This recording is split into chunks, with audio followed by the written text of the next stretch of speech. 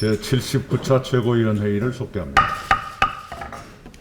이낙연 당대표의 발언이 있겠습니다.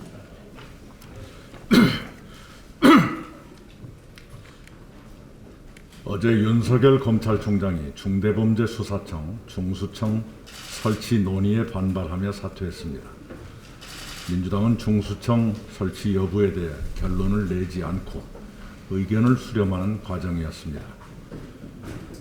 그 과정에 법무부 장관과 검찰총장도 합당한 통로를 통해 의견을 제시할 수 있고 그것이 공직자다운 처신이었을 것입니다. 윤 총장은 중수청의 대안을 스스로 제시한 지 하루 만에 총장직을 사퇴했습니다. 공직자로서 상식적이지 않은 뜬금없는 처신입니다. 더구나 수사와 기소의 분리에 대해서는 그 자신도 국회에서 동의한 바 있습니다. 윤 총장의 정치 진입은 기정사실로 받아들여지고 있습니다.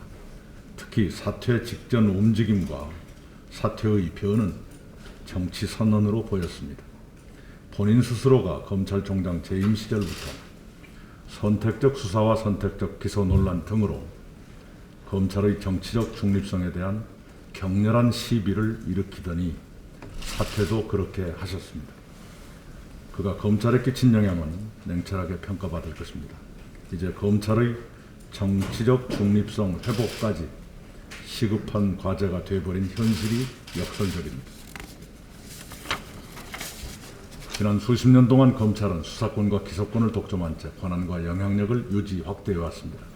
그래서 검찰개혁은 오랜 시대적 과제이자 국민의 열망이 됐습니다. 민주당은 완성도 높은 검찰개혁 방안을 마련하고 입법을 추진할 것입니다. 4차 재난지원금을 위한 추경안이 어제 국회에 제출됐습니다. 4차례의 재난지원금 가운데 가장 크고 단일 추경으로도 역대 3번째에 해당하는 규모입니다.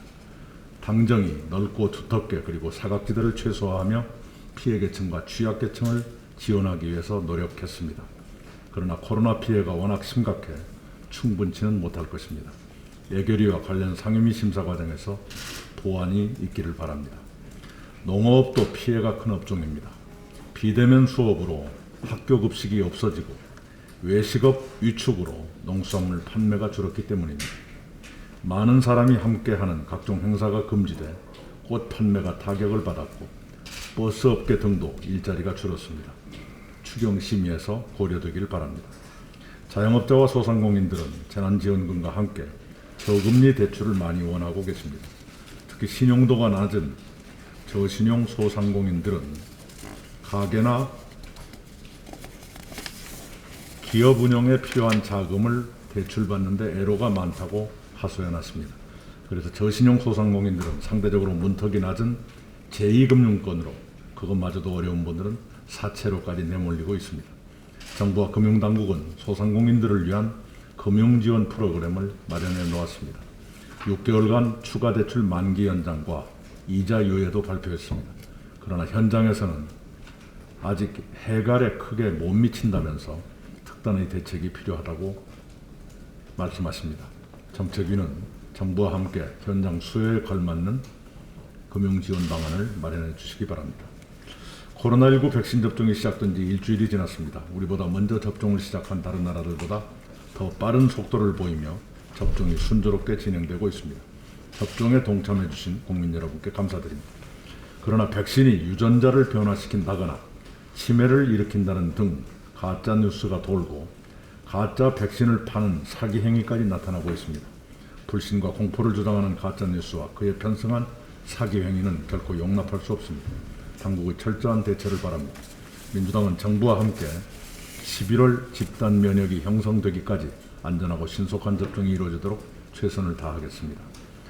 중앙과 권역별 예방접종센터에서 애쓰시는 의료진과 관계자 여러분께 깊이 감사드립니다. 1년 넘게 코로나 전쟁을 치르면서 많은 분들이 지쳐 계십니다. 특히 방역의 최전선 공공병원이나 코로나 전담병원의 의료 인력은 주말도 없이 경무에 시달리고 계십니다. 백신 접종을 하고도 쉬지 못하고 일하다가 열이 펄펄 끓어 응급실로 실려가셨다는 간호사의 호소에 가슴이 아립니다. 정규직 의료진과 파견 인력 사이의 보상 격차 때문에 마음이 상처를 입으셨다는 말씀에 안타까움을 누를 수 없습니다. 최전선에서 코로나와 싸우시는 분들이 방역이 아닌 다른 일로 힘겨워 하셔서는 안 됩니다. 정부는 간호사를 비롯한 현장 의료 인력에 대한 처우 개선과 사기진 잡책, 인력 보충 방안 등을 시급히 마련해 주기 바랍니다. 이번 추경 심의 과정에서도 배려가 있었으면 합니다. 이상입니다. 문재인 원내대표의 발언이 있겠습니다.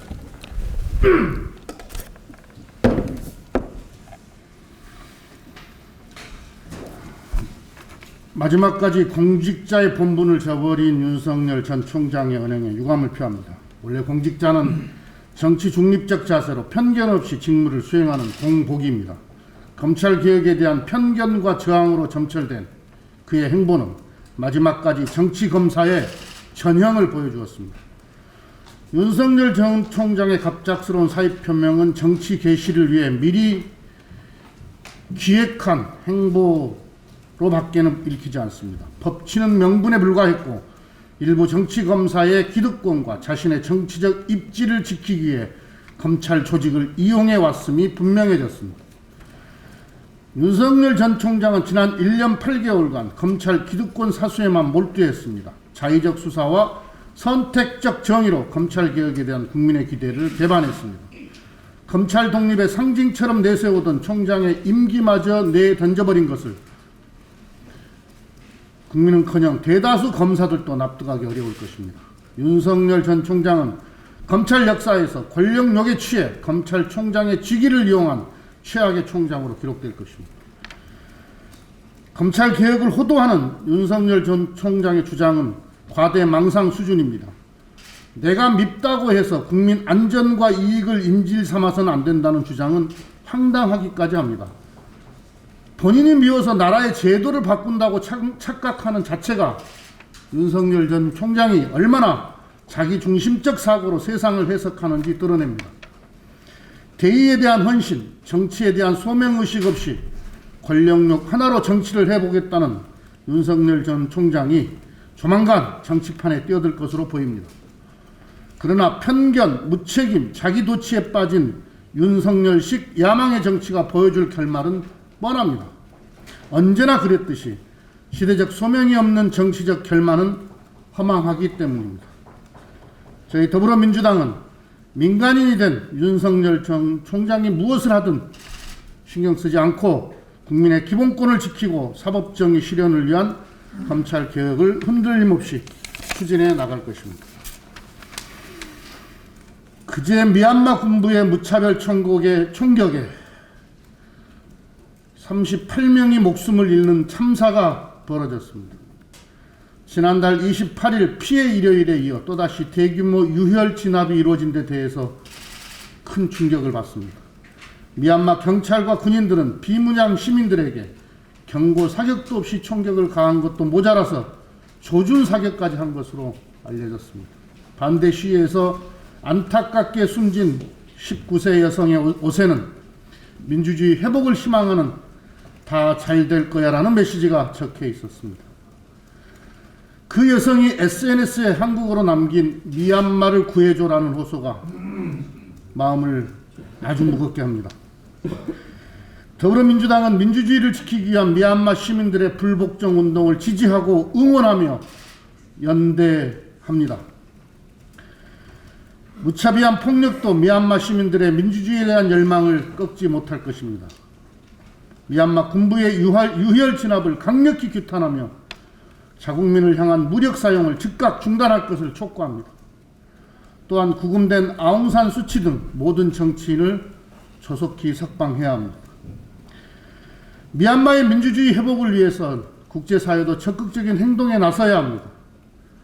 오는 5일 열리는 유엔 안보리에서 진전된 논의가 이루어져 유혈 진압을 막을 수 있는 실질적 조치가 결정되기를 희망합니다. 우리 외교당국은 국제사회가 미얀마의 민주주의 회복을 위해 함께 협력할 수 있도록 적극 노력할 것을 주문합니다. 김종민 최고위원의 발언이 있겠습니다. 예, 문재인 정부의 검찰총장이었던 윤석열 총장이 어제 사퇴했습니다. 윤 총장의 지난 1년 반을 요약하면 검찰 기득권을 지키기 위해 대통령과의 약속, 국민과의 약속을 저버린 1년 반이다. 이렇게 요약할 수 있습니다. 윤 총장은 사퇴에 변해서 헌법 정신과 법치 시스템이 파괴되고 있다. 상식과 정의가 무너지고 있다. 이렇게 목소리를 높였습니다. 수사와 기소를 분리하자는 검찰 개혁안을 그렇게 공격한 것입니다. 그러나 문재인 정부는 검찰의 수사권과 기소권의 분리를 대선 공약으로 내건 정부입니다. 국정과제로 국민에게 약속한 정부입니다. 만일 수사 기소 분리가 헌법 정신과 법치주의 파괴라면 국민에게 그런 약속을 한 정부의 검찰총장을 애초에 맡지를 말았어야 합니다. 윤 총장은 2년 전 인사청문회에서 국민에게 이렇게 약속했습니다. 검찰은 제도의 설계자가 아니라 정해진 제도의 충실한 집행자다. 수사 기소 분리에 대해 원칙적으로 찬성하고 국회 입법을 존중하겠다. 누가 시킨 게 아닙니다. 전 국민이 보는 앞에서 스스로 국민에게 약속했습니다. 문재인 대통령이 많은 사람들의 반대와 걱정이 있었음에도 불구하고 윤석열 총장을 임명한 것은 검찰 스스로 개혁의 주체가 되기를 바라는 마음에서였습니다. 지난 1년 반 동안 윤 총장은 검찰개혁의 주체가 아니라 검찰 기득권 지키기로 일관해서 대통령과의 이 약속도 지키지 않았습니다. 결국 검찰이 스스로 개혁의 주체가 되길 바랬던 문재인 정부의 꿈은 윤석열 검찰에서는 이루어지지 않았습니다. 윤석열 검찰의 공도 있습니다. 무엇보다 역대급 편파 수사, 제19 감싸기를 통해서 검찰 개혁이 얼마나 절박한지를 일반 국민들을 각성시켰다는 점입니다. 윤석열 총장의 역할은 거기까지입니다. 이제 대한민국 검찰은 특권과 반칙의 역사를 더 이상 반복하지 말아야 합니다. 국민의 각성으로 만들어진 검찰개혁의 도도한 흐름은 검언 유착으로도 정치검찰의 저항으로도 이제 막을 수가 없습니다. 이제 대한민국 검찰은 특권과 반칙의 길이 아니라 공정과 개혁의 길을 가야 합니다. 우리 민주당은 검찰개혁의 길에 끝까지 함께 하겠습니다. 이상입니다. 이어서 염태영 최고위원의 발언이 있겠습니다.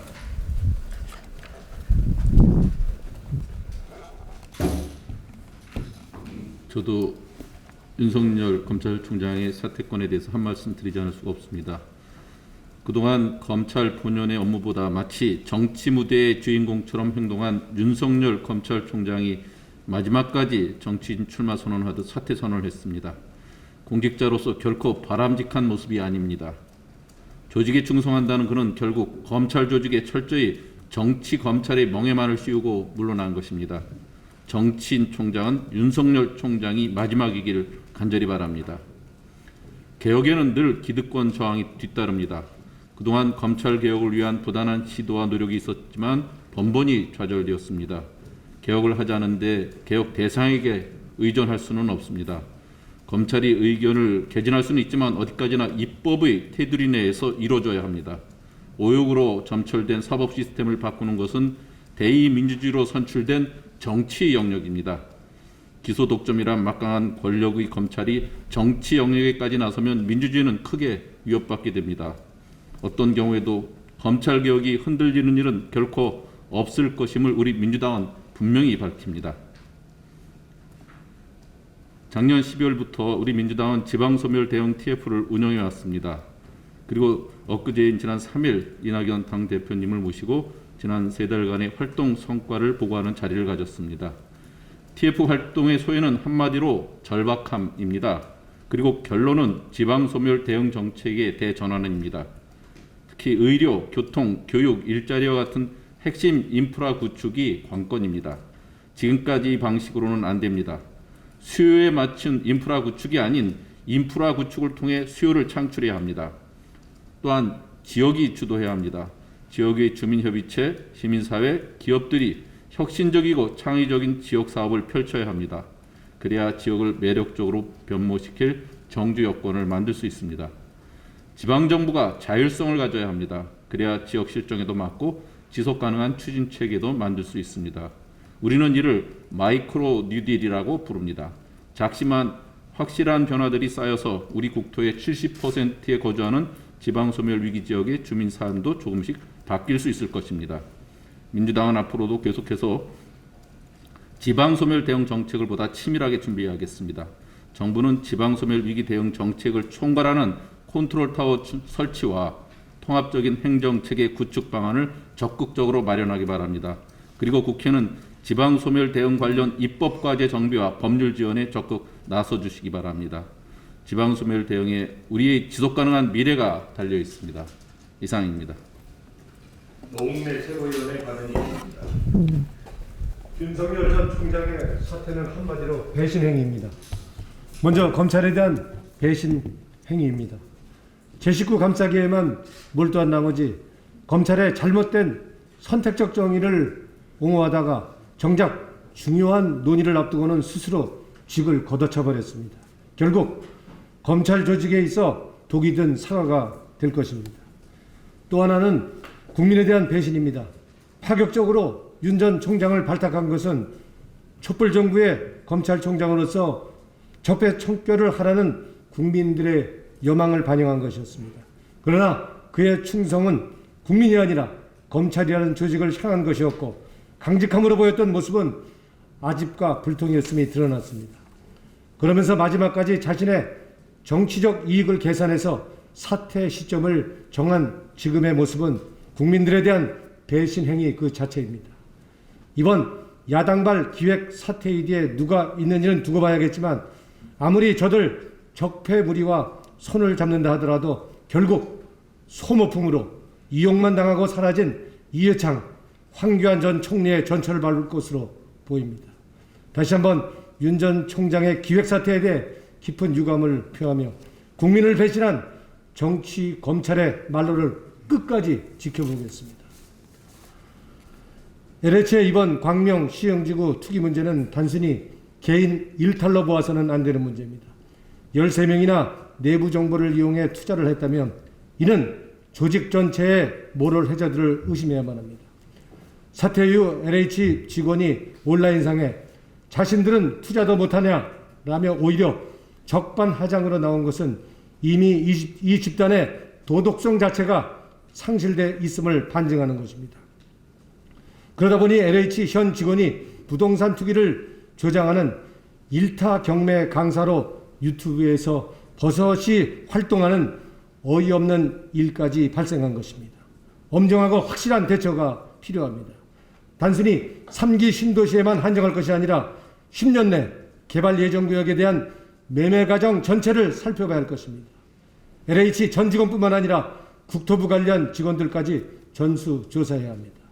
또한 지난해 국민연금 직원들의 단체 대마 흡연에 이어서 지난달에는 현직 소방관이 마약에 취해서 거리를 활보하는가 하면 근무 시간에 골프를 치고 초과 수당을 받거나 폐기물 불법 매립을 눈 감아주고 뇌물을 받는 등 공직사회 전체적인 기강이 흔들리고 있습니다.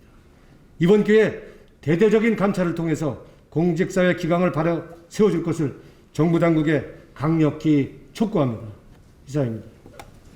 신동근 최고위원의 발언이 있습니다.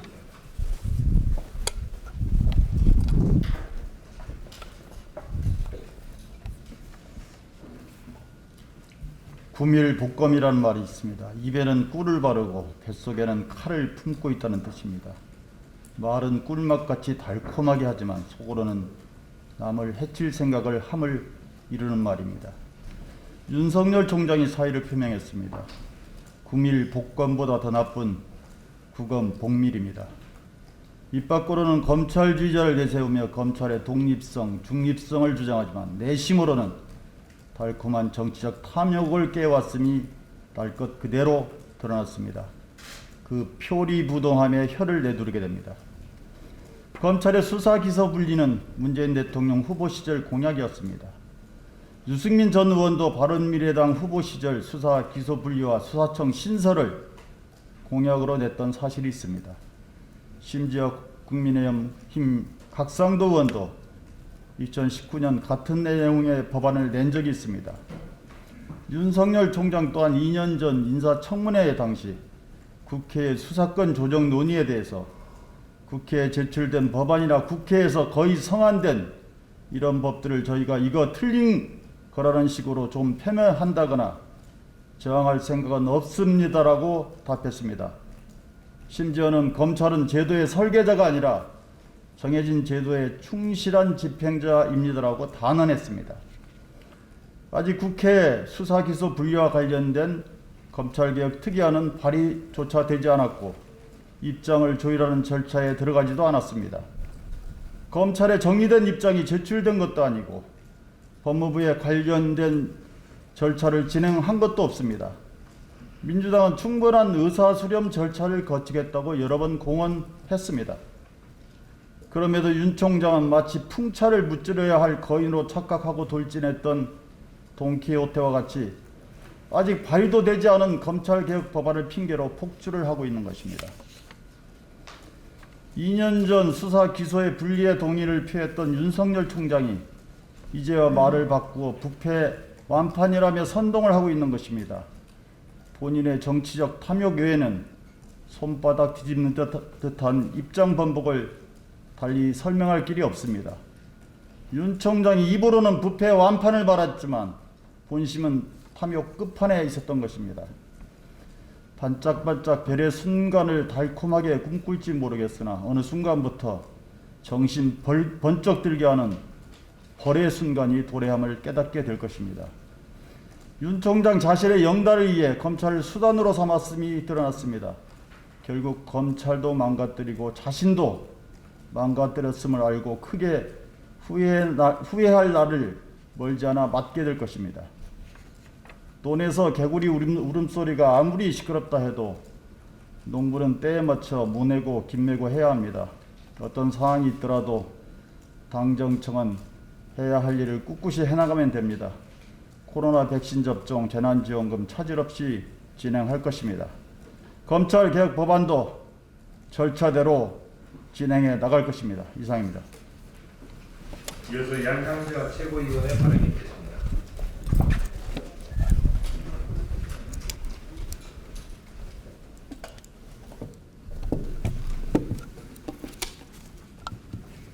네, 모두 한 말씀씩 하셨습니다만 저도 한 말씀 드리겠습니다. 공무원은 국민께 무한 책임을 지는 국민의 공복입니다. 국민에 대한 복종과 품위 유지는 선택이 아닌 의무입니다. 무리를 일으킨 LH 직원들과 거친 논란 속에서도 국민께 단 한마디의 유감 표명도 없는 윤석열 전 총장은 이와 같은 공무원의 의무를 저버렸습니다. 품위도 복종도 의무도 거부한 기본도 안 된 공무원들을 국민의 공복으로 삼아서 정말 죄송합니다. 다시는 이런 파렴치한 공무원이 나오지 않도록 전 국가인지원장으로서도 최선을 다하겠습니다. 대한민국 리쇼어링 현주소에 대해서 한 말씀 드리겠습니다. 한국 기업의 유턴은 물론 해외의 첨단 산업과 투자를 유치하기 위해 과감한 전략을 추진하겠습니다. 대한민국이 첨단 산업의 세계 공장이 돼 세계 산업 지도를 바꾸겠습니다. 작년 3월 문재인 대통령께서 직접 하신 말씀입니다. 리쇼어링은 대통령의 약속이자 선도형 경제로 가기 위한 핵심 전략입니다. 하지만 우리의 리쇼어링 성적은 처참했습니다.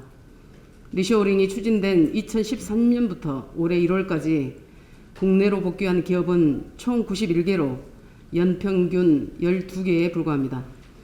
다행히 작년 연평균 수치 2배에 해당하는 24개 기업이 유턴했습니다. 그러나 이 역시도 수백 개의 기업이 유턴하는 미국과 일본에 비하면 아직 한참 모자랍니다. 이렇듯 기업 유턴은 정부 정책 역량과 의지만으로는 어렵습니다. 기업의 관점에서 접근해야 합니다. 무엇을 원하는지 정확히 파악하는 것이 먼저입니다. 우리의 현실도 인정해야 합니다. 우리는 외국에 비해 내수 시장은 협소하고 대외 의존도는 높습니다. 기업이 더 큰 시장과 값싼 인프라, 양질의 생산 인력과 정부 지원까지 보장된 해외로 나가는 것은 너무나 당연합니다. 이를 넘어설 인센티브를 제공하지 못하면 리쇼어링은 답보 상태를 벗어나지 못할 것입니다. 유턴 전략을 전면적으로 수정해야 합니다. 우리 기업이 리쇼어링을 선택할 수밖에 없는 불가역적 유턴 전략, 한국형 유턴 전략이 나와야 합니다. 우선은 4차 산업혁명 시대에 맞는 세제 혜택과 지원금을 개발해야 합니다. 4차 산업혁명 시대는 전통 제조업과 달리 인건비가 가격을 결정하지 않습니다. 첨단 기술을 활용한 제조 혁신으로 생산 비용의 절감이 가능해졌기 때문입니다. 스마트 공장과 같은 제조 혁신과 공정 첨단화에 대한 투자 비용을 경쟁국 이상으로 지원해야 합니다. 아울러 이전 비용을 보전하고도 남을 수 있도록 R&D 등에 대한 세제 혜택도 크게 제공해야 합니다. 장기적으로는 노동 전환에 힘써야 합니다. 조립공정 노동자를 AI 엔지니어로, 하역 노동자를 하역 드론 파일럿으로 성장시켜야 합니다. 양질의 노동이 풍부히 제공되는 시장에 기업이 돌아오지 않을 이유가 없습니다. 기술 패권 시대, 리쇼어링은 거스를 수 없는 세계적인 추세입니다. 우리 실정에 맞는 한국형 유턴 전략을 마련해 기술 패권 시대의 승자가 되겠습니다. 이상입니다. 박홍대 최고위원의 발언이 있습니다.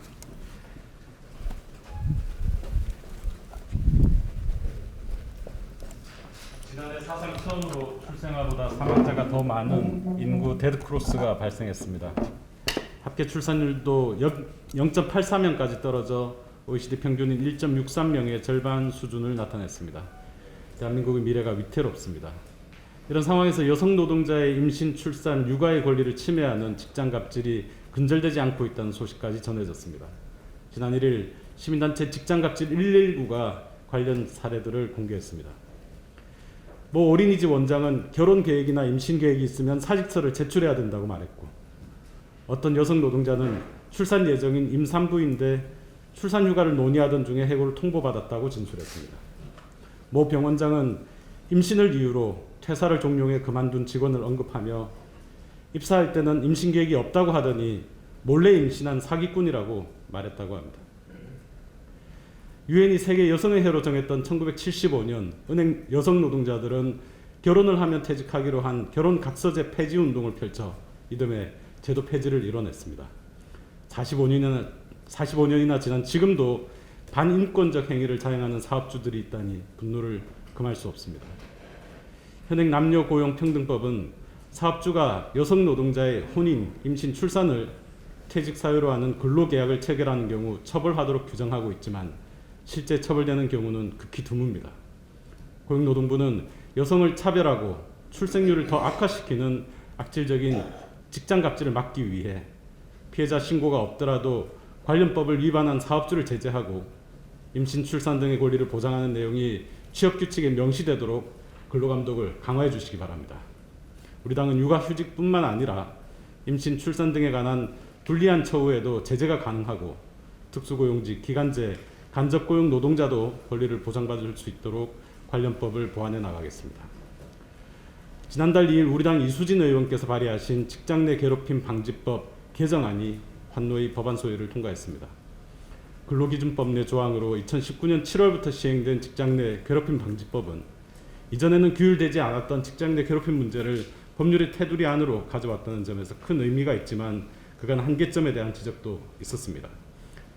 개정안은 사용자 및 고객, 도급인 등 제3자에 의한 괴롭힘 행위에 대한 처벌과 사용자의 조사 조치 의무 위반에 대한 처벌, 그리고 조사 과정에서의 비밀 누설 금지 의무 신설 등을 포함하고 있어 현행법의 한계를 극복하고 법의 실효성을 제고할 것으로 기대됩니다. 우리 당은 동법안의 조속한 처리를 통해 일하는 사람들이 직장 내 괴롭힘에서 벗어나 보다 행복하게 일할 수 있는 사회를 만들 수 있도록 노력하겠습니다.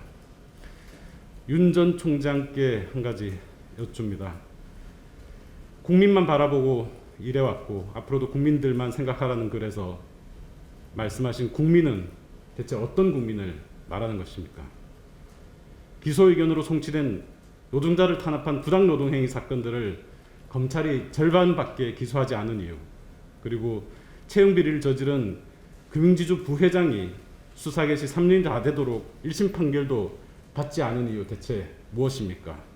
윤 전 총장과 검찰에게 노동자와 금융지주 부회장은 똑같은 국민입니까? 이상입니다.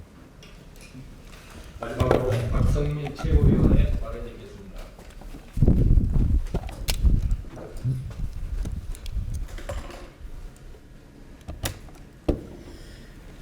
정치는 본디 고귀한 것이다. 보이지 않는 사회적 연대의 실현을 기본 소명으로 갖고 있기 때문이다. 오랫동안 전해져온 이 문장을 며칠이나 꼭꼭 씹어보게 되는 날들이었습니다.